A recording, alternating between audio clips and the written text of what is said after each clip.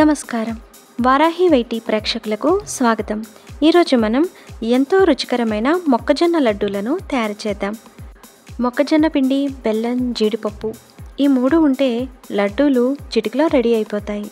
ఇంకెందుకు ఆలస్యం, లడ్డూలను చేసేద్దాం. స్టవ్ వెలిగించుకొని కడాయి పెట్టుకొని ఒక ఫుల్ స్పూన్ నెయ్యి వేసుకోవాలి.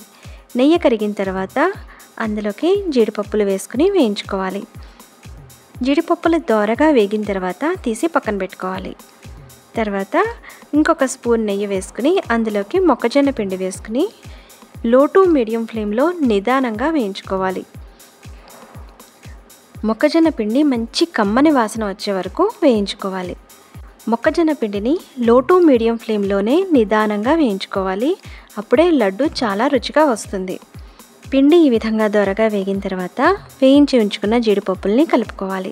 ఒక స్పూన్ ఇలాచీ పొడిని వేసుకోవాలి. రుచికి సరిపడా బెల్లం తురుముని వేసుకోవాలి. పిండి గోరువెచ్చగా ఉండగానే బెల్లం పొడిని కలిపేసుకుని లడ్డూలను చుట్టుకుంటే చాలా సులువుగా లడ్డు రెడీ అయిపోతుంది. శనగపిండి తినని వాళ్ళకి ఈ మొక్కజొన్న లడ్డు చాలా బాగుంటుంది. ఆరోగ్యానికి కూడా చాలా మంచిది.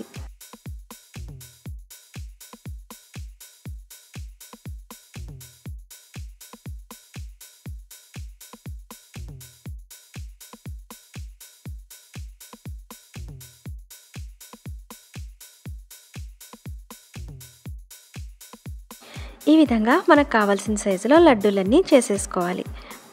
లడ్డు పైన ఈ విధంగా ఒక జీడిపప్పు పెట్టుకొని చేసుకుంటే చూడడానికి చాలా బాగుంటుంది.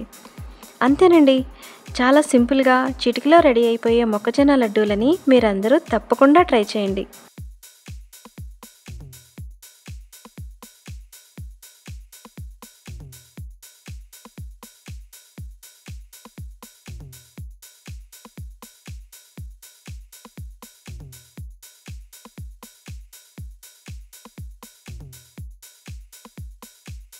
సూపర్ టేస్టీ మొక్కజొన్న లడ్డు సర్వింగ్కి సిద్ధంగా ఉంది.